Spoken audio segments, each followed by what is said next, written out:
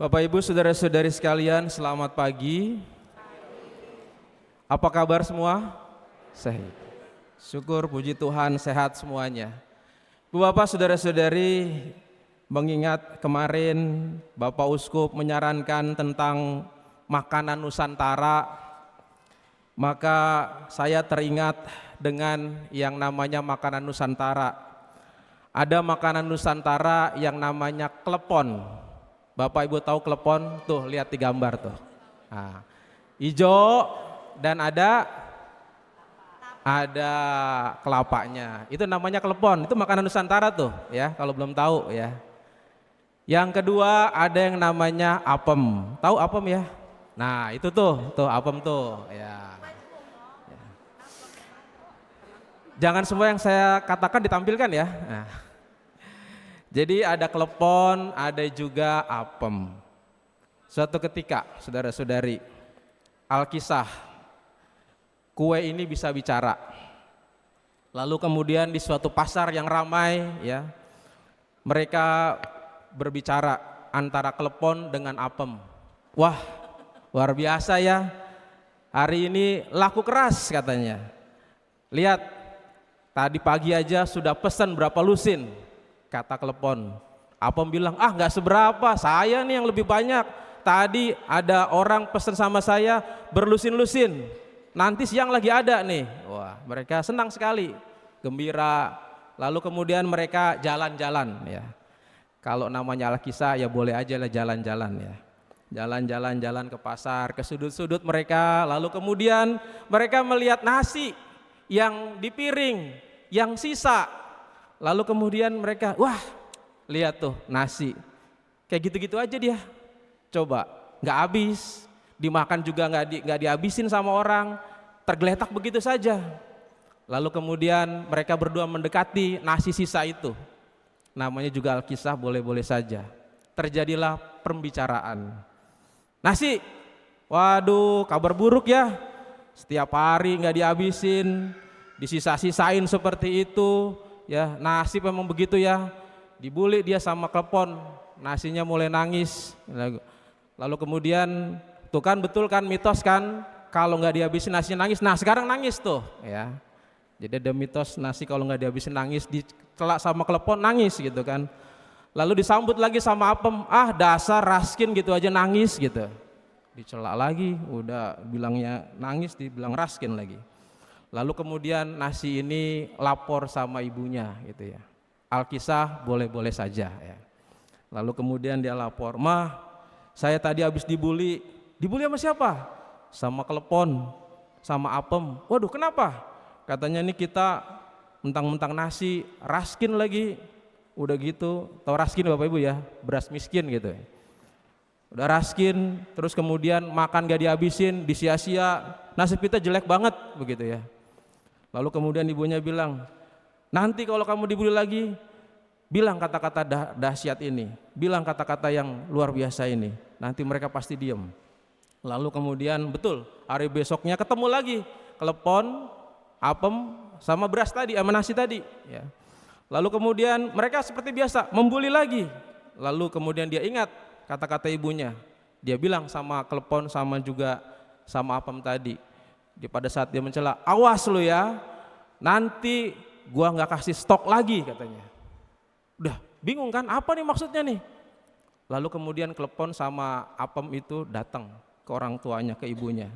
Lalu dia bilang, "Mah, tadi saya bully." Dia bilang katanya, awas nanti nggak dikasih stok lagi. Apa sih maksudnya? Kamu tadi berantem sama siapa? Sama nasi. Kamu dibilang apa? Nggak dikasih stok lagi. Nah itu bahaya, jangan. Kamu harus tahu diri ya. Kamu itu dari yang namanya itu tepung beras. Kalau kamu menghina nasi, kamu menghina jati diri kamu sendiri katanya. Ya.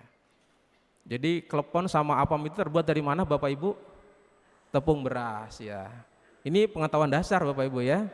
Tepung beras. Jadi kalau dia menghina nasi, dia menghina jati dirinya seperti itu ya. Dia tidak tahu jati dirinya. Ceritanya cukup sampai di sini saja ya. Nanti ada kelanjutannya, silakan nanti bisa dibeli di toko-toko sekitar ya. Bapak saudara-saudari, kalau saudara-saudari memperhatikan cerita tadi, ada klepon dan juga apem yang tidak tahu jati dirinya, sehingga dia juga bisa merendahkan orang lain dan bahkan juga tidak tahu siapakah dia. Dan itulah pada hari ini dalam kisah yang dibacakan dalam Injil, kita diajak untuk memahami siapakah diri kita dan bagaimana kita. Apakah dengan segala macam hal yang kita mampu kita buat kesuksesan kita, kita melupakan apa yang telah terjadi dalam hidup kita. Dan Yesus memberikan satu kata dengan hal yang sangat jelas ditulis dalam Injil Lukas, bagi orang yang menganggap dirinya benar dan memandang rendah semua orang lain. Kata ini saja sudah kita mau tahu apa maksudnya Yesus mengatakan itu. Dan kemudian disambung lagi dengan kisah ada dua orang, dia memberikan perumpamaan. Yang satu pemungut cukai, yang satu adalah orang Farisi. Ya. Jadi klepon dan juga apem tadi yang saya ibaratkan seperti orang Farisi. Ya. Dan kemudian ceritanya di dalam orang Farisi ini, dia berdoa dibandingkan dengan seorang lain yang pemungut cukai. Pemungut cukai dan orang Farisi itu dua hal yang kontradiktif, bukan hanya seperti apem, klepon dan juga tadi nasi ya, tetapi ibaratnya itu adalah seperti bumi dan langit. Orang Farisi taat terhadap keagamaan, rajin dan segala macam, dia betul-betul dianggap perfect dalam mengikuti ajaran agama. Tetapi pemungut cukai belum dia mengikuti ajaran agama, dia keluar dari rumahnya pun sudah dianggap pengkhianat karena dia adalah memunguti pajak dari orang-orang di sekitarnya, dari masyarakat Yahudi untuk orang-orang Romawi. Udah dianggap jelek. Dan Yesus membandingkan itu, bumi dan langit itu. Tapi hasilnya apa nanti kita akan lihat. Ketika orang Farisi itu berdoa, dia berdiri dengan tegak di depan dan dikatakan dengan sangat jelas, dia berbicara mengenai dirinya, saya bersyukur karena tidak seperti perampok, bukan orang lalim, bukan pezina, bukan juga seperti pemungut cukai ini. Dan dia menyebutkan dia berpuasa dan dia memberikan juga perpuluhan.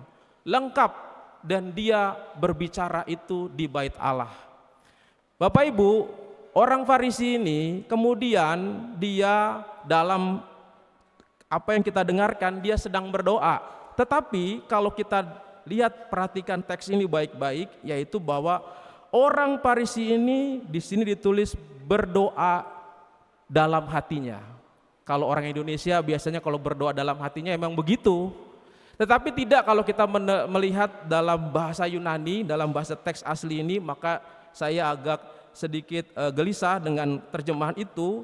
Dan dituliskan dalam bahasa Yunani itu heioutu, artinya adalah berdoa bagi dirinya sendiri. Kalau berdoa dalam hatinya sama berdoa bagi dirinya sendiri jauh berbeda.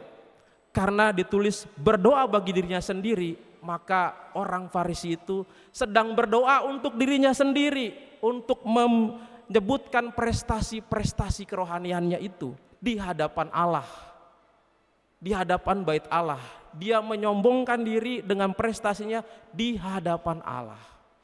Dan orang Farisi ini tidak mengerti apa yang dia lakukan itu, yang dia buat dengan kesombongannya itu. Dia sudah banyak melakukan hal-hal yang sangat baik dan dia tidak sedikit pun menyentuh kejahatan. Dia pikir itu adalah prestasinya. Tetapi kalau kita bandingkan dengan kisah yang ditulis dalam surat Rasul Paulus mengatakan dengan sangat tegas, aku telah berjuang, berusaha dalam pertandingan dengan baik. Kita tahu Paulus itu seperti apa dalam penyebaran kabar gembiranya, dihukum, bahkan juga mendapatkan suatu hal-hal yang tidak dia duga, bahkan juga dia mendapatkan kemalangan, dan dia berhasil. Dia bilang, aku telah mencapai pertandingan dan mengakhiri. Tetapi dia mengatakan apa? Itu semua bukan karena saya, tetapi karena Kristuslah yang pemberi kekuatan dalam pemberitaan Injil. Jadi orang yang sekelas Rasul Paulus, dia menyadari bahwa apa yang telah dia buat bukan dari dirinya sendiri, tetapi kekuatannya berasal dari Tuhan. Sementara orang Farisi ini mengklaim, saya yang buat, prestasi saya, itu yang saya lakukan.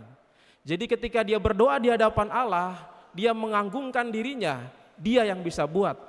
Tetapi Dalam pemahaman ini sebenarnya ketika Paulus berhasil melakukan segala macam yang dia lakukan dengan baik itu, mengakhiri pertandingan bukan karyanya dia saja, tetapi ada Tuhan yang membantu, ada Tuhan yang menggerakkan, ada Tuhan yang meneguhkan, ada Tuhan yang membuat dia bisa bangkit seperti itu.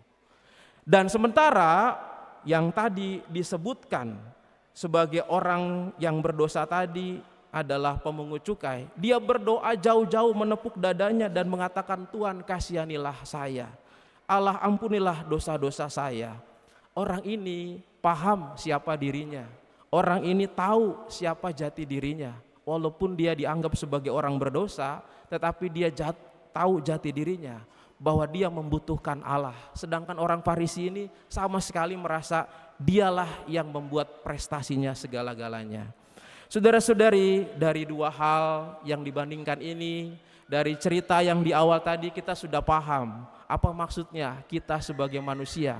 Jati diri kita, segala apa yang telah kita capai dalam perbuatan kita yang prestasinya baik-baik itu, yang sungguh luar biasa itu, baik rohani maupun jasmani, sudah kita capai segalanya. Apakah itu adalah usaha kita sendiri atau ada tangan-tangan Allah yang tak kelihatan yang membantu kita? Dan tentu Injil ini mengatakan bahwa kita diajak untuk melihat bahwa bukanlah prestasi kita saja, tetapi di situ ada karya tangan Allah. Ada Allah yang membantu kita dalam tangan-tangannya yang tak kelihatan. Saya mau mengajak Bapak Ibu dengan sedikit perumpamaan. Saya punya yang namanya sarung tangan ya Bapak Ibu ya, sarung tangan. Dengan sarung tangan ini saya bisa membuat mic ini, membetulkan. Dengan sarung tangan ini saya bisa mengangkat kertas ini. Dengan sarung tangan ini saya juga bisa memegang buku ini. Dan bahkan saya juga bisa memindahkan alat-alat dengan menggunakan sarung tangan ini. Lalu kemudian saya lepas sarung tangan ini, dan sarung tangan ini bisa dengan bangga mengatakan saya bisa mengangkat mic, saya bisa mengangkat meja, saya bisa mengangkat segala macam. Apakah kita seperti orang Farisi itu yang seperti sarung tangan ini yang mengklaim dia yang mengangkat? Bukankah dia bisa mengangkat kalau ada yang namanya tangan yang ada dimasukkan di dalam sarung tangan ini? Maka jati dari diri kita diajak untuk melihat bagaimana prestasi kita, apa yang kita capai pada hari ini, karya kita, harta kita, semua yang ada pada kita dan seluruh kehidupan kita. Bukankah di situ ada karya Allah yang juga tidak bisa kita sombongkan? Malah justru apa yang harus kita lakukan dengan bersyukur terhadap karya yang sudah Tuhan berikan kepada kita. Kita diajak untuk melihat jati diri kita, bahkan dalam doa-doa kita pun dengan merendahkan diri kita di hadapan Allah yang selalu membimbing kita, menjaga kita untuk selalu berkarya dalam kehidupan kita. Semoga rahmat Tuhan senantiasa menyertai kita dan juga kita diingatkan akan rahmat Tuhan yang selalu ada pada kita. Tuhan memberkati.